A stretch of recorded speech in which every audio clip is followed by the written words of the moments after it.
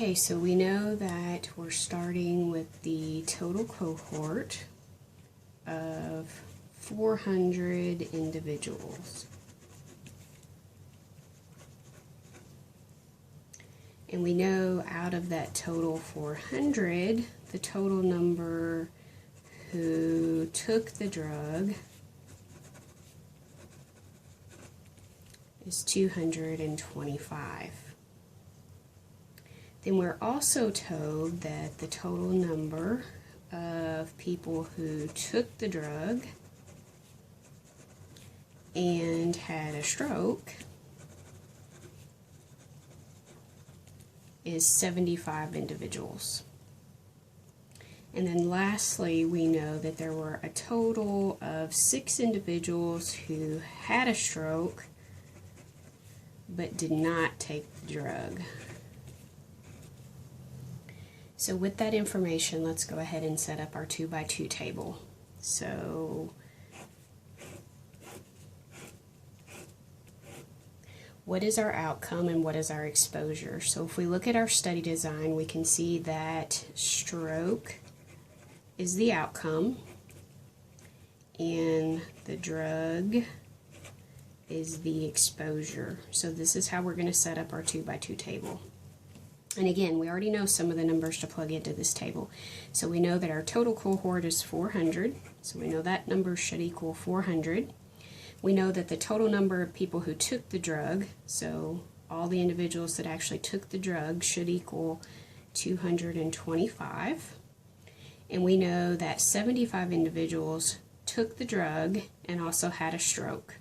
So they would have a positive exposure and a positive outcome. So that number we know goes right here. And then we also know that some individuals had a stroke, so they have the outcome, but they didn't have the exposure. So this number would go right here. So now all we need to do is figure out the other numbers in our cell so that we can calculate our relative risk and determine the measure that we're looking at. So this is easy enough. If you take 225 minus 75, you get 150. So this number goes in this cell. And so now in order to get this number, we need to know this one, right? So to get this number, we could very easily subtract 400 minus 225, and that gives us 175. So this is the total, right? And then to get this cell, again, we take 175 minus 6, and that should give us 169. So this is what goes in that cell. So there's our completed 2x2 table.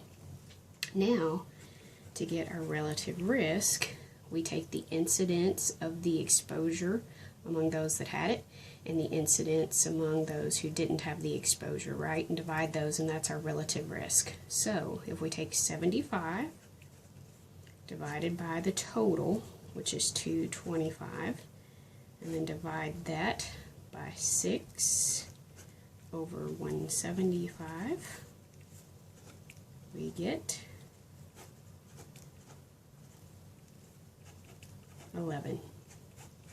So our relative risk is 11. So that means that individuals that took the drug had an 11 times greater risk of the outcome of stroke.